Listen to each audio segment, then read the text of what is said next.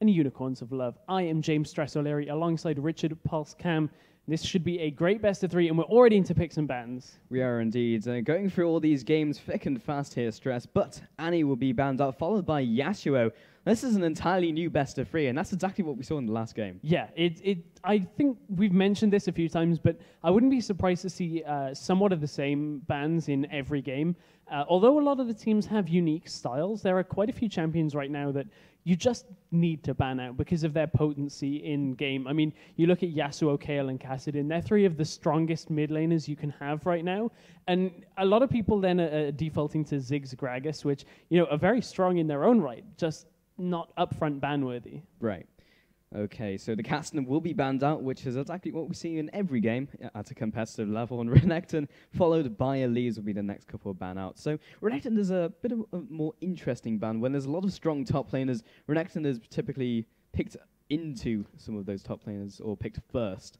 Okay, so I'm going to theory craft a little bit here. All because banning Renekton forces the more common top lane picks of Mundo or Shyvana, which we already know that Odo Amne can play Trundle into incredibly comfortably. So he's fine with giving away Mundo or Shyvana because he can just pick Trundle as a response. So banning Renekton bans out one of the biggest problems for one of Odo Amne's strongest champions. So we talk so much about, you know, these new picks being introduced into the meta, and they were actually casting the guy who introduced a pick into the meta, and we didn't actually think about it when we're going into those bans. So specifically against this team, that makes perfect sense. Yeah, it does, which is why you'd think Renekton, you know, isn't the strongest champion in his own right, but it's a very, very smart ban here if Cloud9 have done it for that reason. Now, we've had 3 picks already. Thresh is, you know, with Annie banned out already, Thresh is one of the most viable supports, very standard in the meta. And Vi answered...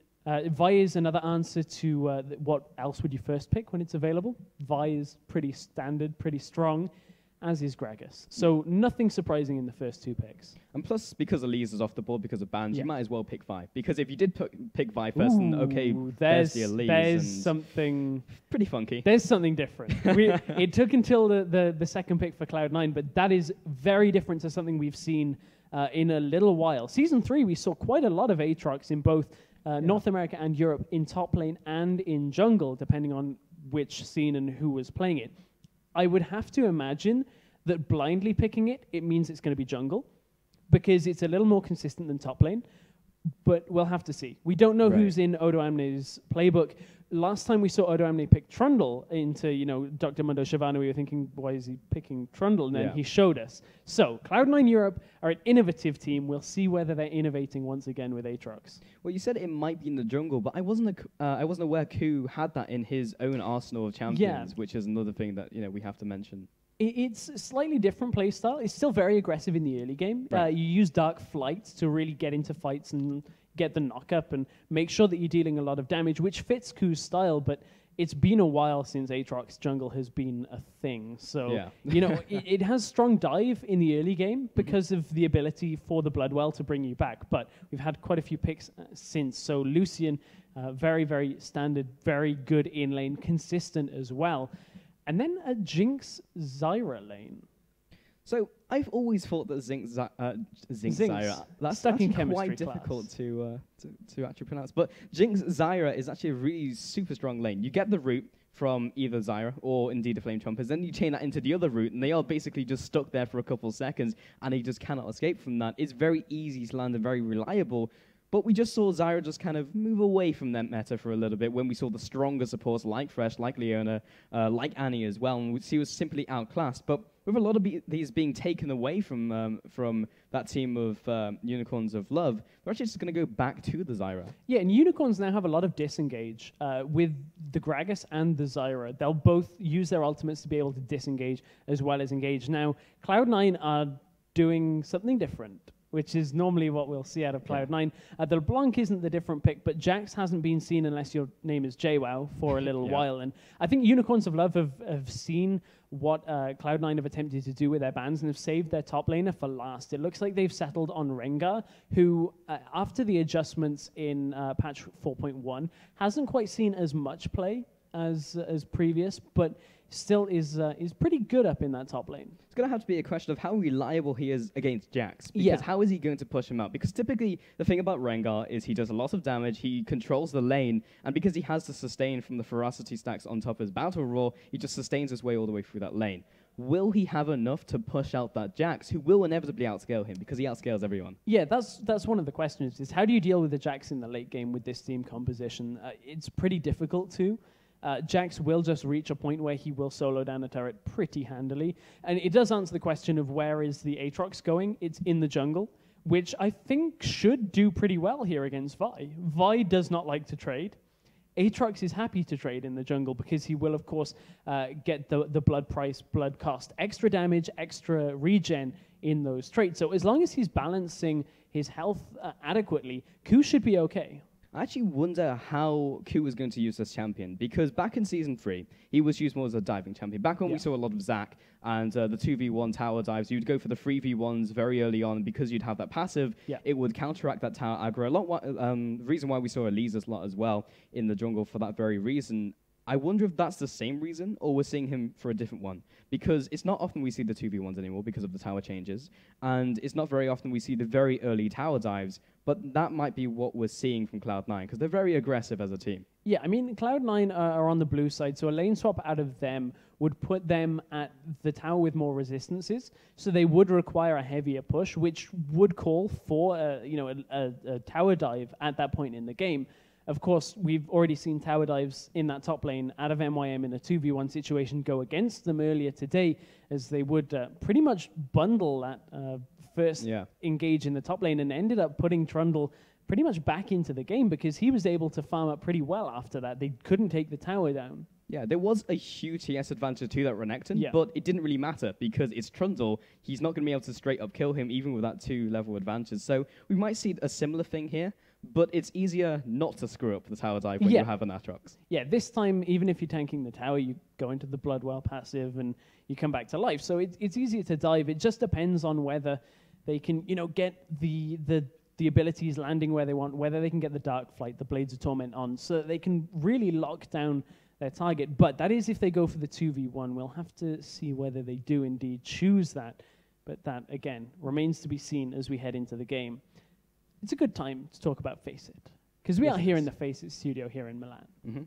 Okay, so we are casting, as you said, from Milan, Italy. It's very nice here. We've brought the weather over with us from England, so we know exactly how to acclimatize to it. But the FACEIT platform, if you want to go ahead and check that out, we do have a promotional code over the weekend, so you want to add that into your client, and you will have a premium account for a month, I believe, so you can utilize all the extra features on FACEIT. So if you're unaware, if you've just tuned in and don't know anything about FACEIT at all, it's a platform which you can play League of Legends on, indeed Counter-Strike and also Quake, and if you just play the game, just also on the client and just chain it up with your account, then you can go into different tournaments, and if you have the premium, which we've just given you with that extra promotional code, then you can go into even more tournaments, win FACEIT points, which can be spent in the store, and some pretty cool things in that store, Stress. Yeah, there's some really cool stuff. There's headsets, keyboards, everything up to a Fnatic signed team shirt by their League of Legends team, and the grand prize for 5 million FACEIT points is a car.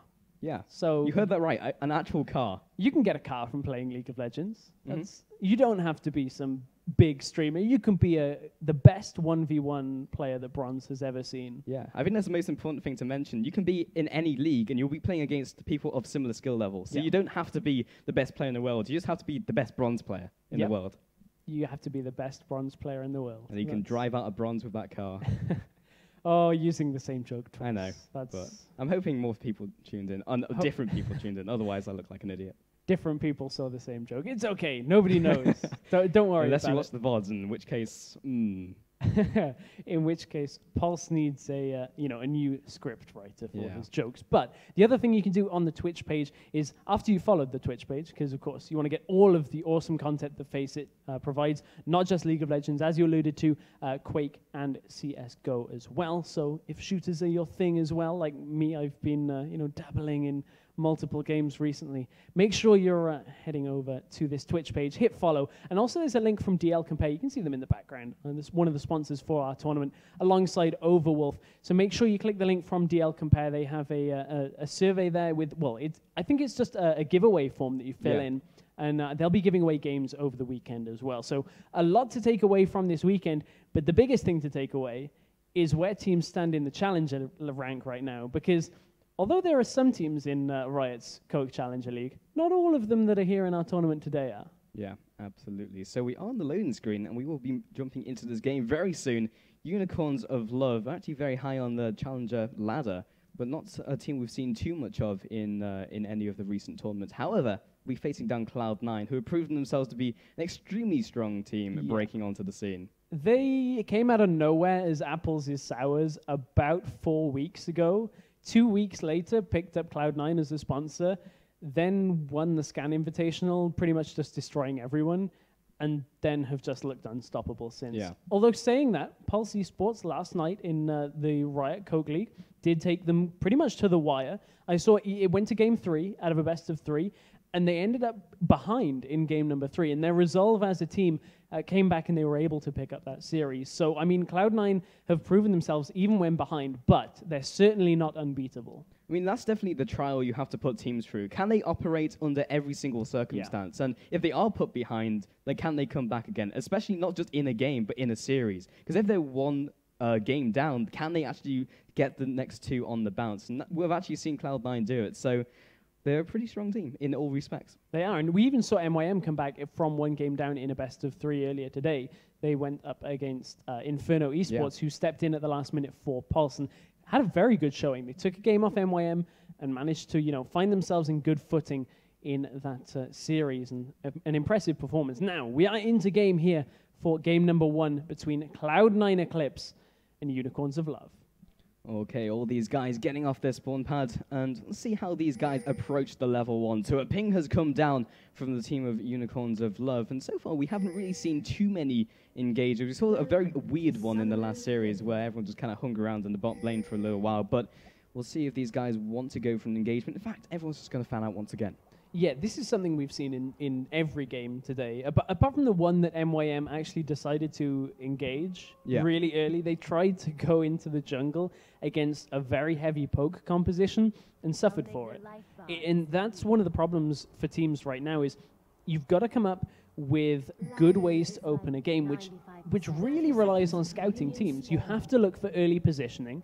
You have to look for early ward positioning as well, and see if you can really tear apart a team's level 1 to see where they're standing and see whether you can predict and then go for an engage. It's very risky to just walk into a jungle. However, the easiest way to go about it is to do nothing. Yes. And just to fan out, cover all the jungle entrances, which is what we see a lot of teams doing, just have the mid laners hang out in the mid lane. We do see dance-offs happen quite often, which is sometimes more interesting than level 1 engage, where everyone just walks around. It depends whether it's the same as, Cloud9 TSM, where they go aggressive in that middle lane, right as the dance-off was happening. But, we do have Cloud9 in this game, so maybe they'll be as aggressive. That remains to be seen. However, let's look at the builds to start off. A little bit of a unique start on the side of Cloud9. 2 flasks out. In the previous game, we actually saw LeBlanc starting with a Doran's Shield, I believe it was. Doran's Ring against Zed. Doran's Shield wouldn't do the best for LeBlanc, but started out with a Doran's Ring against Zed. This time needs a little bit more sustain through the early game. Will, of course, be able to regen mana, but we've seen the LeBlanc up against Gragas go heavily in favor of LeBlanc today. And we've seen a lot of LeBlanc Gragas, and many different item builds from many different LeBlanc players. I'm interested to see what Forbidden does, because last game we saw the LeBlanc go for Deathfire Grasp Burst over the... I want to say typical, but I still feel Deathfire Grass is a more typical starting build from LeBlanc, but we've seen a ton of needlessly large rod into the Death Cap, but before that having the Chalice. Well, yeah, we've also seen 2 out of the 3 today have gone Athena's Unholy Grail first.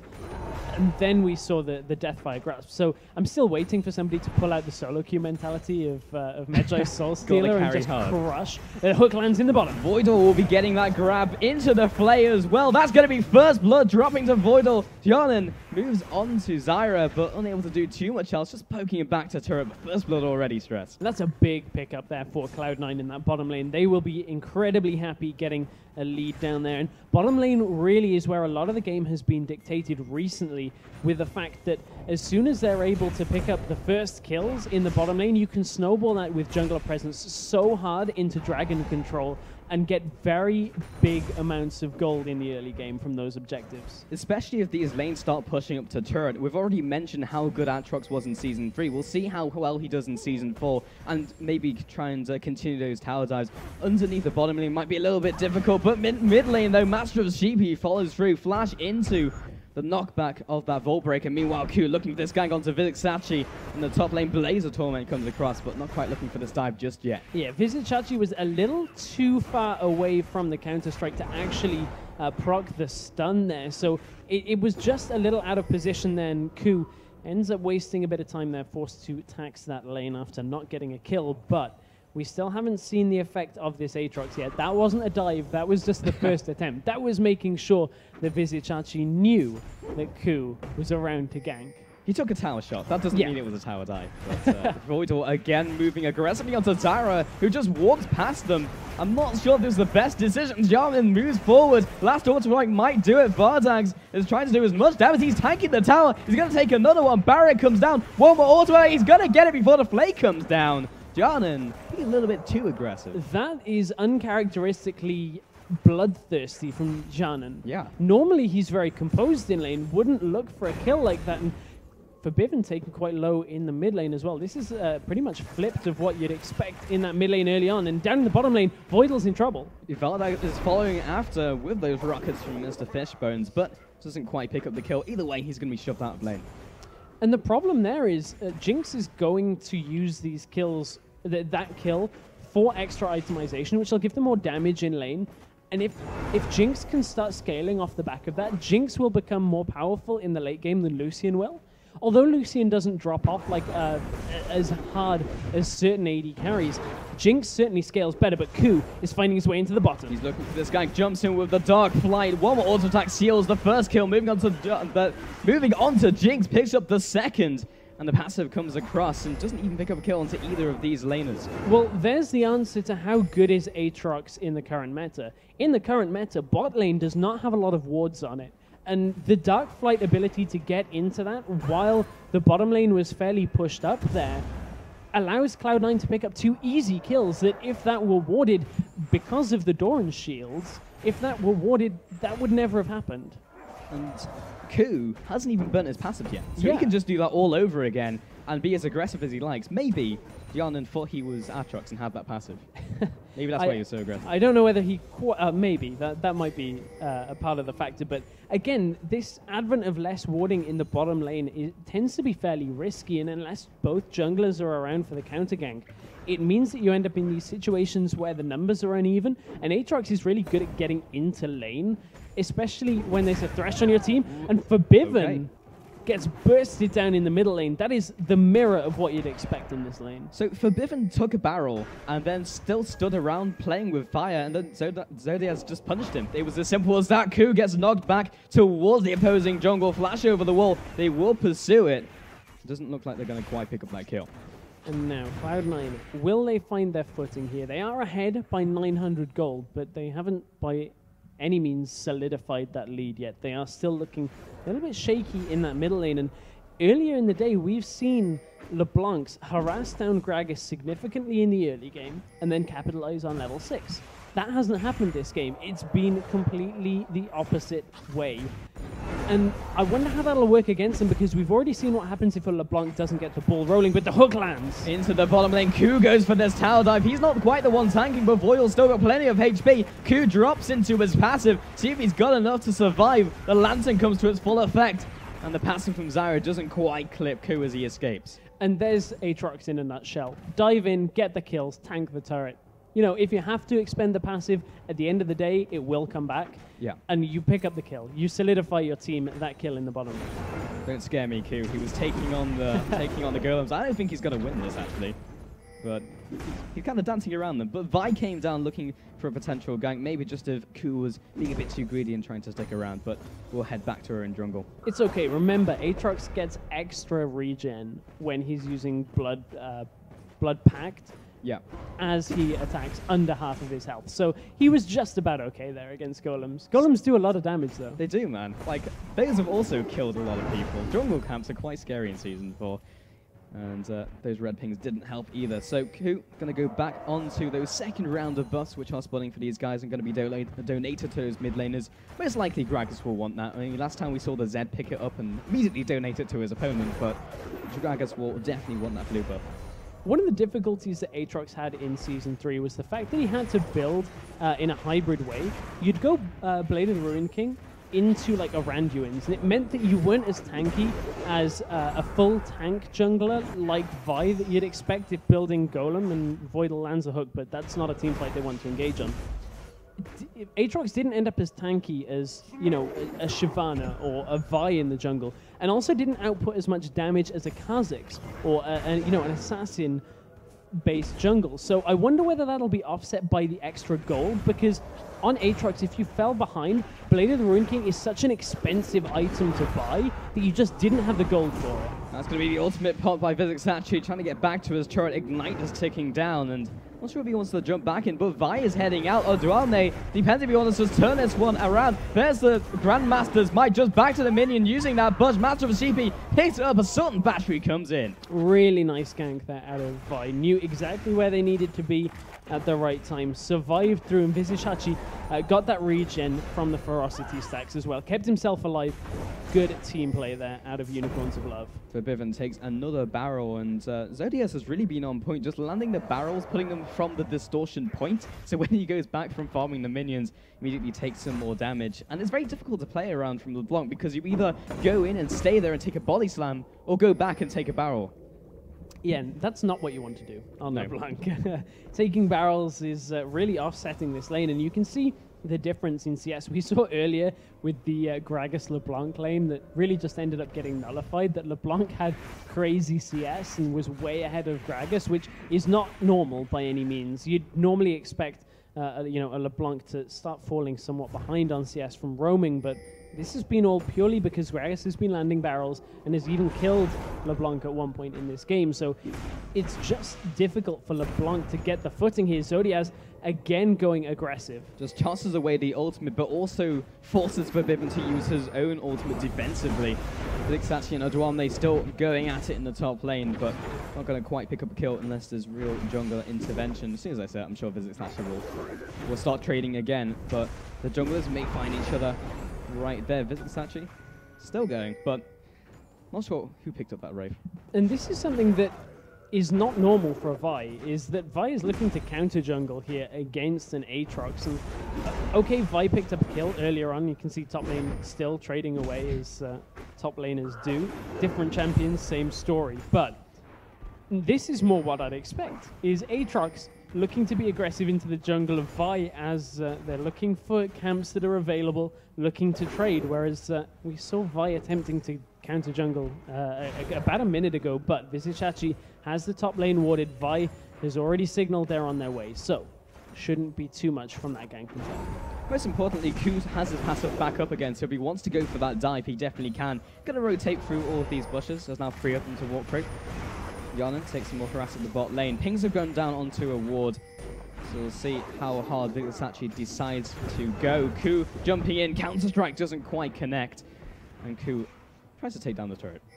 Yeah, they won't be able to push that down anytime soon as it is full health, and Verbiven's got out. Yeah, there's the Sultan Battery from the Vault Breaker, and he's already used his distortion to go in. If you don't know which one it is, kill both of them. Janin is engaged in the bot lane. The Stranglethorns comes up and keeps Voidor away. Those plants are in their frenzied form. Janin picks up that kill.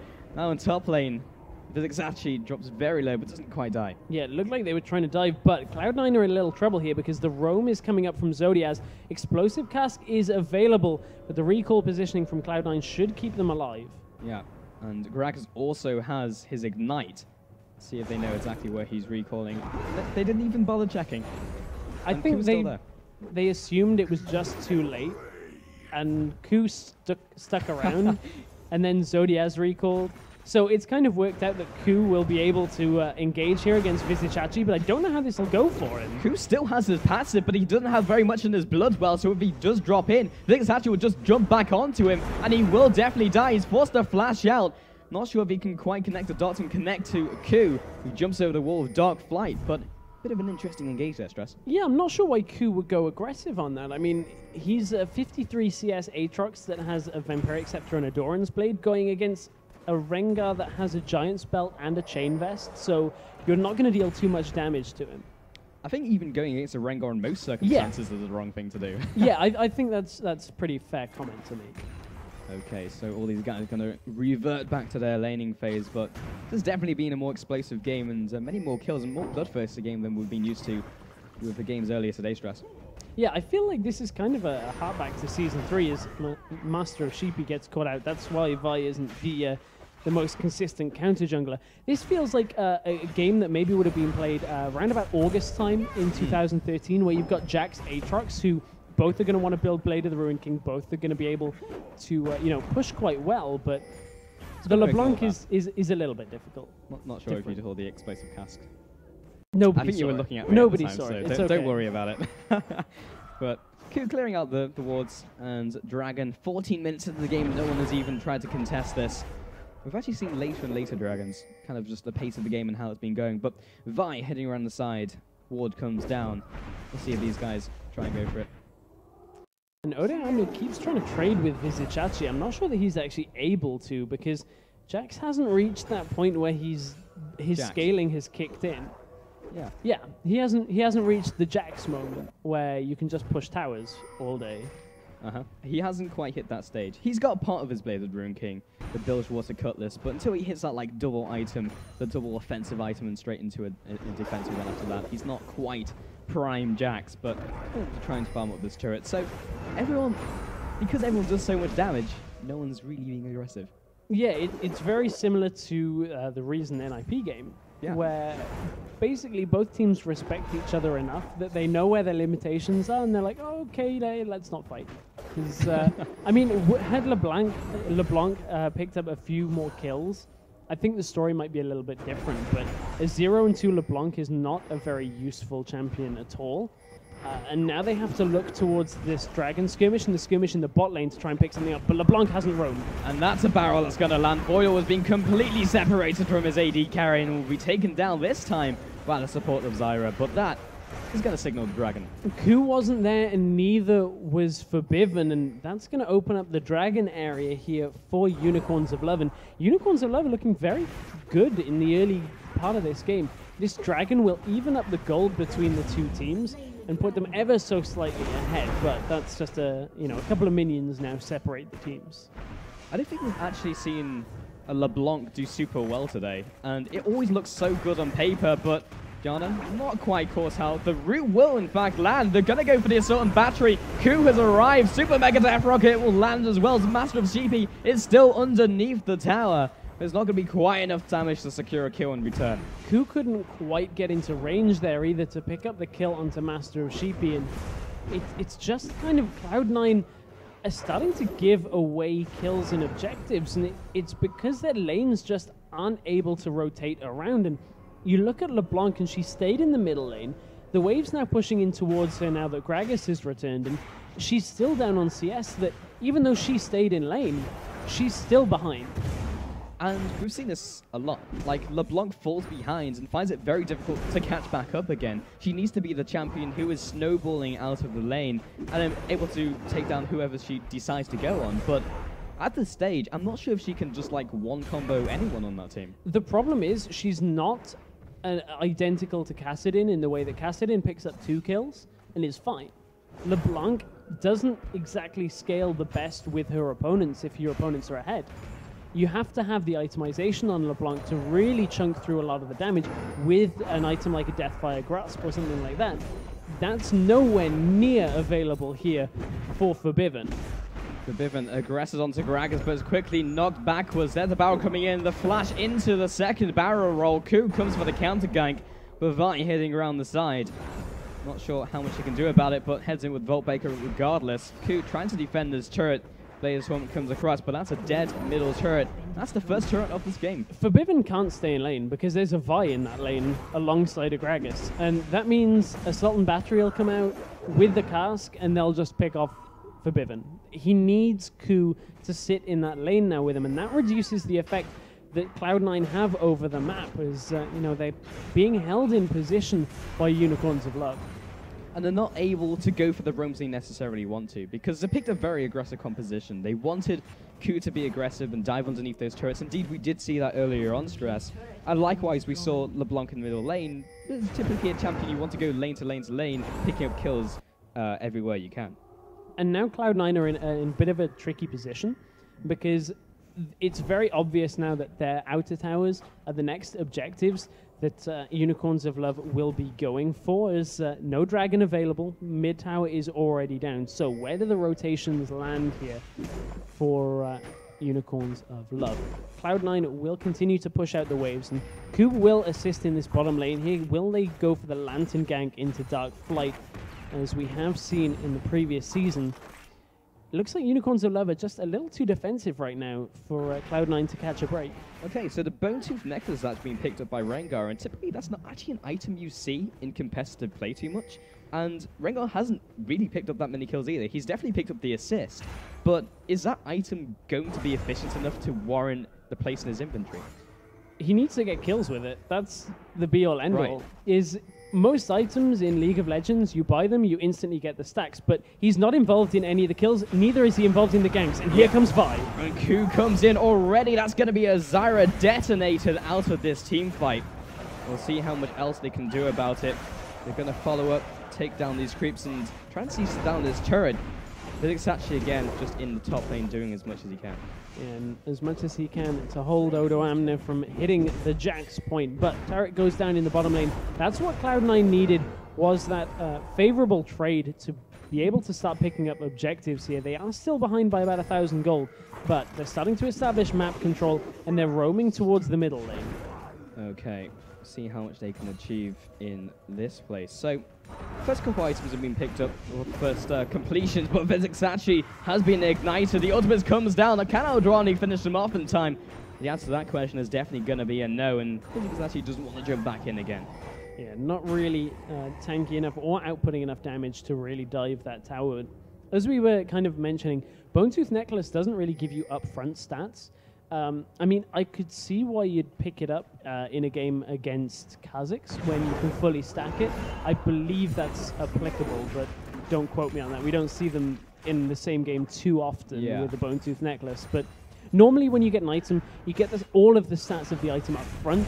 It's only stacking items. You know, you look at a Seeker's Armguard, which gets stacked very quickly, or a Tear of the Goddess, which stacks naturally in lane because of the way that you're just casting abilities is typically a mid laner. Right. Bone Tooth Necklace is a lot like a Medjay Soul Stealer, which requires active participation to stack, that you need to get a kill to stack that, or, you know, be involved in kills. And Rengar from the top lane doesn't find himself involved in kills until much further into the game than you'd normally assume. And typically, like, any top player doesn't really do too much until, like, later on into the game, unless you're Mundo, who does have a teleport to actively get you out when there's a fight during Dragon. But most top lanes are quite happy just to hang around and carry on farming, and he will need to be there to stop Jax. There will always need to be someone to fill in that gap, so it just seems a little bit odd. The problem is Jax will, at some point, outscale him, and Visage actually won't know that point until Jax kills him. You can't just realize that a Jax is going to outscale you by, oh, okay, Jax has got this item, he's now going to win, because his damage is consistent over time, but Master Sheepy goes aggressive. The flash into the Vault Breaker, but very aggressive and overly aggressive, will be taken down by John, and immediately Ku gets dragged back to his ally. Super Mega Death Rocket actually blocked by John, and who also has to flash out, but will save Ku. That's a wonderful grasping roots coming across, should result in at least one kill. The Get Excited passive comes through, but unable to pick up another. Gragas also came down for the fun, down for the happy hour, but there was no drinks to be had. While he wasn't involved in that engagement, there is a back and forth up in the top lane. This might be the point, Visage. Has Jax become Jax? Not quite, and Visage actually jumping back in. It's going to be close. He gets a cannon creep as well. Yeah, he picks up the kill there, but it was a close fight, and Ku goes in for the Dragon Steel, popped into the Bloodwell passive. Will he get Zyra before he falls? No. Nope, that's definitely going to be Forbidden dropping low, though. Zodas does have that explosive cask. It's going to be enough. Doesn't even need the displacement. And you've got to look in this game at the mid lane as the kill participation out of Gragas. He's had assists, he's been roaming, that even when he hasn't picked up an assist in the last engagement, his presence is enough as a deterrent here to stop Cloud9. Whereas LeBlanc has a 0 kill participation. The only kills she's participated in were her own deaths. Yeah. I guess, well, Master CP looking to be aggressive once again. That's going to force the flash from Voidal. Still going to have that for the next engagement, but I guess Gragas wishing that he had the Bone Tooth necklace. I mean, that would have been stacked up by now. It may very well have been, but there is a significant lead here for Unicorns of Love, and that's somewhat unexpected. Yanin is under attack. He gets caught in the bottom lane and doesn't look like he's going to be able to move anywhere. Vardags picks up another kill onto Jinx, and that's 5-2-2 already. I have to wonder how this composition is playing out for Cloud9, because the LeBlanc certainly isn't working for them. Jax isn't working for them yet, but you don't pick Jax to win the early game. You kind of say, well, we'll just win the late game with Jax. But it's this Aatrox. It's 3-1-2, which is great, and they're at a good position with Aatrox, but is that as good as they wanted it to work here? Because his overall effect hasn't been that great. Saying that, he's going on to Vardagas. Yeah, we'll see how much he can do about it. He's dropping so low, and in fact, Blood Price is not going to be able to keep himself alive. It was a 1-4 on trade, and Voidal was a very happy support, but that's a dead coup. Yeah, Vardags did drop from that. Forbidden shouldn't go aggressive on Gragas. You've tried that. It failed. Definitely 3 times. It failed 3 times. Let's not go for it again. Yes, you had Deathfire Grasp available, but 4th time lucky. Explosive Cask will deal a lot more damage. Consider that Gragas has 80 more CS than you. Yeah, and 3 more kills. And 3 more kills. Because those are your deaths. Yeah. So, you'd think LeBlanc would realize that. Like. Yeah, I think she has backed off. Actually opted for the Deathfire Grasp this game, which is actually a little funny considering this is probably one of the games you would want the Fiends and Holy Grail, which is definitely going to be longer. You're going to be wanting Farm to be a substitute for the kills that you're not getting. I think it's a risky play that they're hoping will pay off, because DFG is going to hopefully allow you to pick up the kill faster than an Athene's will, because you're hoping to burst and then get out, but the problem is, when behind, it's so difficult to come back on LeBlanc. It's oh so difficult. Your itemization has to be perfect. Your team fights have to be perfect, and make sure that you take out the weakest target possible. So if they can get onto a Zyra who's alone, or Jinx alone, then yes, DFG is going to be an amazing pickup here that'll allow them to, come back into this game. But in a team fight, she's just going to get bursted down really quickly. She's also going to hit the problem that we were talking about before, that she's not a champion like Fizz or Casting. And even if she does pick up those kills, okay, great, she maybe picked up a triple, but that may still not be enough to bring her back into the game. Just in terms of how her scaling works, that might be an extra half of an item, but at the stage, it might be 3 kills that you wanted to go to Eldraine, for example. And this is one of the first times that, in the numbers, Cloud9 Europe are behind in every lane. I mean, I know their team composition gave away top lane for the beginning of the game, which, 20 CS to be down on Jax is fine. That's a suitable place to be. But the numbers themselves and the global gold overall, this is one of the first times we've seen Cloud9 Europe be behind. Yeah. In every single respect, who goes for the engagement? Maybe a little bit too ballsy. They'll definitely be behind, as we just pointed out. Eldraine cannot get anywhere near anyone. The counter-strike will land, but here's the re-engage. The Sultan Battery comes across, and there's the box for the counter-engage very quickly, not going Cloud9's way. Physics Sachi is getting forced out of this fight. Jonin is still on the front lines. But that's a 1-0 trade, and Cloud9 realized that's not the trade they wanted. There's the problem with Aatrox. No passive available, and you're building hybrid. You've started to build damage, then built tank. You're building further to tank, but you haven't got damage. You're not strong enough to survive all of that damage. You have no passive. You die in the fight when you jump in. That is why Aatrox is not as suitable in the meta as other junglers right now, and Cloud9 are getting punished for it. Yeah, and he just kind of ends up not really doing anything, and his team has to commit. If a call is made and you jump in, it can't just be that one person. And it was that one person dying. Ku did die for the engage, but at least everyone didn't fall on top of that. And I'm just looking at this team composition for Cloud9, and I have to wonder whether it's a similar situation to MYM in the first game of the day, where they picked something that wasn't standard. I don't know whether that's because of their belief that they're, a stronger team, which, I think Cloud9 would somewhat be forgiven for assuming that because of their strengths recently, but Unicorns of Love are no weak team. They're catching on to Voidal. Will this be another kill? That was definitely the grasping roots, but Sheepy unable to land the Vault Breaker. However, Zodaz will land another fantastic explosive cast. We'll see if they can land the next. In fact, that's another Vault Breaker not quite landing, but Ku Jonan able to back him off. Yeah, and they will back him up indeed. And it's one of those situations now where what do Cloud9 do? Because their ability to fight over objectives is not amazing. I mean, we've seen Ku, who is obviously the jungler with Smite, die in the beginning of these fights, and it's very similar to earlier when we were talking about Zilean, is if Ku dies and comes back to life, but his team don't protect him, there's no way he can survive through another round of aggression. They're just in a major predicament in that, do they scale better? Can they just farm this one out and try and stall? And the answer to that question is probably a no as well. Jax, yes, he becomes stronger in that one lane, but Ku is again going to get caught. That's another explosive cast, definitely finding its mark, and Unicorns of Love are well on their way to picking up the first game of the series. And they're well on their way to Baron as well. That will be a big, big point of the game. Cloud9 Europe have almost no wards on the map. They have a small, what used to be triangle, is now a line in their own jungle, and one down in the bottom lane.